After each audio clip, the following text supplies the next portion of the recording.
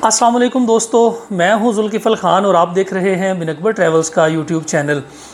दोस्तों एक दफ़ा फिर आज की वीडियो कनाडा वर्क परमिट के बारे में है, क्योंकि जनवरी 2024 से कनाडा वर्क परमिट पे जो लोग जाना चाह रहे हैं या जो लोग अप्लाई कर रहे हैं, जिन्होंने अप्लाई कर रखा है कनाडा वर्क परमिट के लिए, उनके लिए बड़ी बड़ी अच्छी न्यूज़ आ रही हैं। जनवरी 2024 से नवंबर या दिसंबर में आप अप्लाई करेंगे और जनवरी 2024 से ये जो नए इसके रूल्स आ रहे हैं, जो इमिग्रेशन की नई अनाउंसमेंट्स आ रही हैं, ये इम्प्लीमेंट होंगी। तो जो लोग कनाडा के वर्क परमिट में इंटरेस्टेड हैं वो इस वीडियो को एंड तक देखें और सारे प्रोसेस को एक दफ़ा समझ लें कि ये जो वर्क परमिट का प्रोसेस है इसमें आसानियाँ क्या पैदा की गई हैं और कौन कौन लोग अप्लाई कर सकते हैं। हर बंदा कनाडा का वर्क परमिट अप्लाई नहीं कर सकता और ना ही हम हर किसी को मशवरा देते हैं। तो वीडियो को एंड तक लाजमी देखिएगा ताकि जो अप्लाई करना चाह रहे हैं एग्जैक्टली वही लोग इस प्रोग्राम का हिस्सा बन सकें। तो जिन दोस्तों ने अभी तक चैनल को सब्सक्राइब नहीं किया, चैनल को ज़रूर सब्सक्राइब कर लें, बेल आइकन को ज़रूर प्रेस कर दें ताकि ऐसी इन्फॉर्मेटिव वीडियोज़ आपको टाइम पर मिलती रहें और आप टाइमली किसी भी वर्क परमिट के लिए अप्लाई कर सकें। स्टार्ट करते हैं कनाडा से। कनाडा में जो इनके मिनिस्टर हैं रैंडी बेल्सरनाट इनका नाम है, ये इनके फेडरल मिनिस्टर हैं एम्प्लॉयमेंट के और डेवलपमेंट के। इन्होंने कुछ अनाउंसमेंट्स की हैं, कुछ चेंजिंग्स अनाउंस की हैं जो इनका टेम्परेरी फॉरेन वर्कर प्रोग्राम है कनाडा का, उसमें चेंजिंग्स जो अनाउंस हुई हैं, इनका पाकिस्तानियों को क्या फ़ायदा होने वाला है और जो आप लोग अप्लाई करना चाह रहे हैं इनको क्या फ़ायदा होने वाला है, ये मैं वीडियो के एंड में बताऊंगा। पहले आप ये जो मेन चेंजेस हैं आप इसको अंडरस्टैंड कर लें। इन्होंने चूँकि इनकी जो अनएम्प्लॉयमेंट की रेशियो है वो 5% है और इनको बहुत ज़्यादा वर्कर्स चाहिए जो कि 2023 में भी चाहिए और आगे 2024 में भी चाहिए। लेकिन मसला क्या है? मसला ये आता है कि इनके लीमिया इश्यूज़ होने के बड़े प्रोसेस लंबे हैं। लीमिया 12 से 18 महीने ले जाता है समटाइम्स प्रोसेस का। जो इनके एम्प्लॉयर्स हैं उनकी रजिस्ट्रेशन के ऊपर बड़ा टाइम लग जाता है और इसके अलावा जब आपके वर्क परमिट निकल के पाकिस्तान में आते हैं तो यहाँ पे बड़ा लंबा चौड़ा प्रोसेस लगता है। तो चूँकि इनको लेबर की शॉर्टेज पिछले 2 साल से स्वेयर शॉर्टेज है और अब इस प्रोसेस को ये एक्सपीडाइट करना चाह रहे हैं, तेज़ करना चाह रहे हैं। जो हायरिंग का प्रोसेस है इसको और जो इमिग्रेशन का प्रोसेस है इसको ये तेज़ करना चाह रहे हैं। उसके लिए इन्होंने कुछ अनाउंसमेंट्स की हैं कि सबसे पहले तो ये है कि जो ऐसी फील्ड्स हैं जिनके अंदर हाई डिमांडिंग जॉब्स हैं, वो फील्ड कौन सी हैं? वो 5 फील्ड्स हैं। इसमें एक तो ये फूड मैन्युफैक्चरिंग की फ़ील्ड है, एक वुड प्रोडक्ट मैन्युफैक्चरिंग की फ़ील्ड है, एक फर्नीचर की है, फर्नीचर के रिलेटेड जो प्रोडक्ट है मैन्युफैक्चरिंग की वो है, एक अकोमोडेशन और फूड सर्विसेज है जिसके अंदर होटल इंडस्ट्री आती है। इसके अलावा कंस्ट्रक्शन है, हॉस्पिटल्स हैं, नर्सिंग और रेजिडेंशियल केयर फैसिलिटीज़ हैं।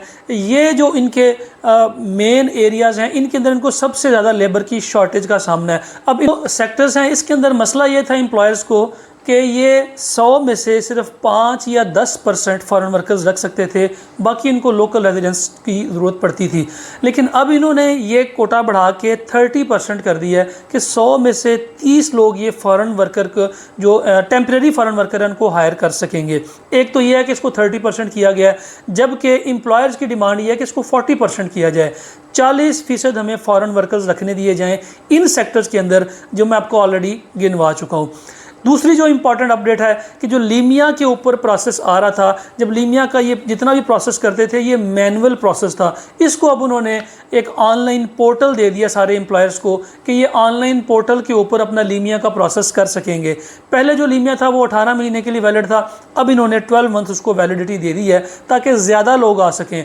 अगर 18 महीने का लीमिया वैलिड होगा तो उसमें कम लोग आ सकेंगे, अगर ये 12 महीने के लिए वैलिड होगा तो ज़्यादा लोग आ सकेंगे। तो इन्होंने लीमिया की जो वैलिडिटी है इसको कम किया ताकि ज़्यादा लोग अप्लाई कर सकें। अगर एक एम्प्लॉयर एक लीमिया इशू करता है तो वो 18 महीने बाद दूसरा लीमिया इशू कर सकेगा। अब ये 1 साल के अंदर अंदर लीमिया इशू कर सकेंगे।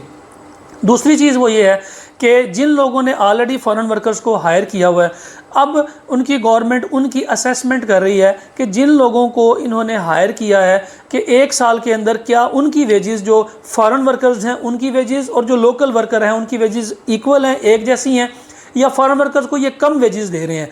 तो इनको अब 1 साल का टाइम दिया गया था कि 1 साल के अंदर अंदर आप फॉरेन वर्कर की वेजेस और लोकल की वेजेस एक तरह से लेके एक जैसी होनी चाहिए। अब इन्होंने ये इसको इम्प्लीमेंट करना है अगस्त 2024 तक। अगस्त 2024 तक इन्होंने फॉरेन वर्कर्स को और लोकल की एक जैसी वेजेस करनी है। तो इसके लिए इनको जब ये कोटा बढ़ गया, इनका 30% हो गया है और जनवरी से शायद ये इसको 40% तक ले जाएं, तो बहुत ज़्यादा जॉब्स अनाउंस होने वाली हैं। और लीमिया का जो प्रोसेस है, जिसके ऊपर सबसे ज़्यादा पाकिस्तान में फ्रॉड होता है कि जी लीमिया इशू हो गया, वर्क परमिट इशू हो गया, और 2 नंबर लीमियाज निकल के पाकिस्तान में आ रहे हैं। और ये जो लीमिया का प्रोसेस है ये बड़ा तेज़ होने वाला है। और जनवरी 2024 से जिन लोगों ने अप्लाई किया होगा वर्क परमिट के लिए और एम्प्लॉयर जिनकी हायरिंग कर लेता है, उनके लीमिया बड़ी तेज़ी से निकलेंगे। ये मेन चेंजेस हैं जो कि इनके फेडरल मिनिस्टर ने अनाउंस किए हैं आज से 4-5 दिन पहले। लेकिन मैं मसरूफियत की वजह से इसके ऊपर वीडियो नहीं बना सका और थोड़ी रिसर्च करनी थी कि इसका पाकिस्तानियों को क्या फ़ायदा होगा, फिर मैं इसके ऊपर वीडियो बनाऊंगा ताकि मैं इसको अंडरस्टैंड कर सकूं।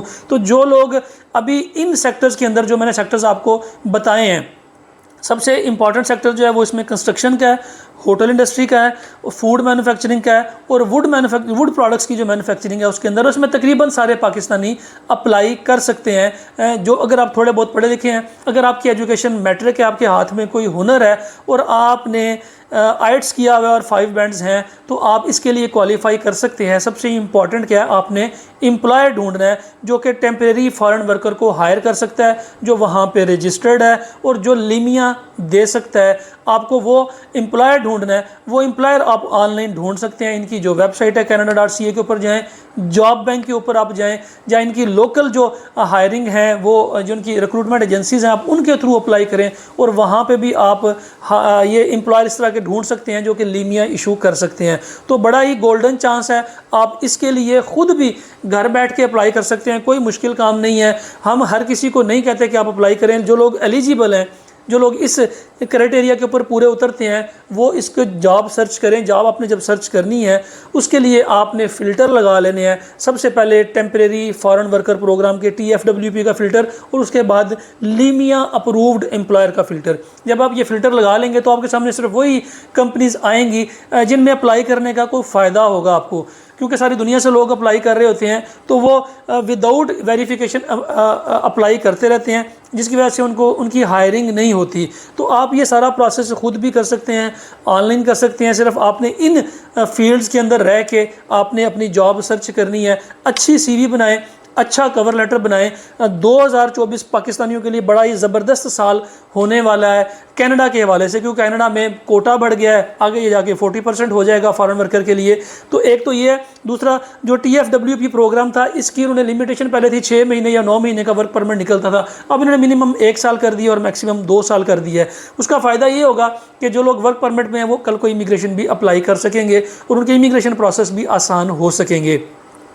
ये अब तक की अपडेट थी। जो लोग अप्लाई करना चाह रहे हैं, ऑनलाइन बड़ा ही आसान प्रोसीजर है, आप अप्लाई कर सकते हैं। इसके लिए या इस इंफॉर्मेशन को मज़ीद समझने के लिए अगर आपको हमारी कंसल्टेंसी की ज़रूरत है, हमारी हेल्प की ज़रूरत है, स्क्रीन के ऊपर नंबर्स आ रहे हैं, आप इसके थ्रू हमसे भी रब्ता कर सकते हैं। फ़िलहाल के लिए इतना ही।